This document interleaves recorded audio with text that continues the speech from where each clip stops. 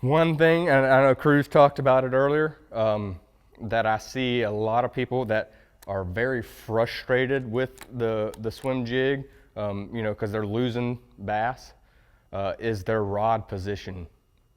You'll see a lot of those guys with their rod just like this, and they're reeling a swim jig. One bites it, and they drop the rod and set the hook. Well, there's a whole big old bow of line, you know, and you're not really getting a hook in those fish. Whenever you drop the rod and there's line, a bow in your line, you can set the hook as hard as you want. You can swindle it, you know, and just, I mean, absolutely crack it. But whenever you're going through that big bow, you're only moving that bait a little bit, and you're just popping it, and it's not getting the hook in. So whenever I fish a swim jig, I'm gonna just slightly have my rod, you know, pointed up. It's gonna be, if I'm cracking it, I'm still, you know, cracking it, but I don't have it way up here. You know, I've still got it down here.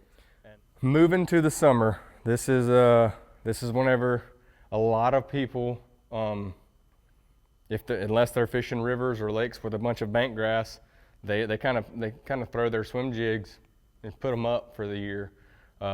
This is whenever I feel like a swim jig really does shine, and not a lot of people are you know, using it. This is going to be whenever I start fishing those outside grass lines, the brush piles, or those ledges. Really, those tweener ledges is what we call them. Those are going to be those ledges that are in, like, you know, 8 to 12 foot. You know, not those creek ledges, not those big offshore ledges. The tweener ledges is where they're going to get on first. They don't stay there very long, but whenever you can find them on a place like that, you can absolutely wreck them.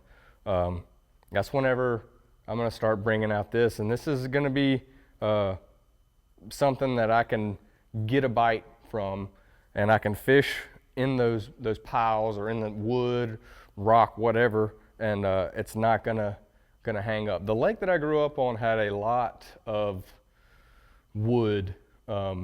It was a man-made lake. You know, they cut it all down. They left most of the wood actually in the lake, so you couldn't fish a swim bait on a jig head where I lived, not correctly, at least. That's whenever I started really throwing this swim jig, and you know, I'm putting a 5-inch suicide shad on it. So this is a great bait on a jig head, you know, fishing it, you know, as a swim bait, but I'm doing the exact same thing, but I'm putting it on a swim jig. So I'm fishing it the same way, but I'm able to fish it through a lot of things. And this is a killer technique on a Eufaula. Obviously, we've seen Thrift win a couple times with a swim jig on Eufaula. I've done very well on swim jig with Eufaula.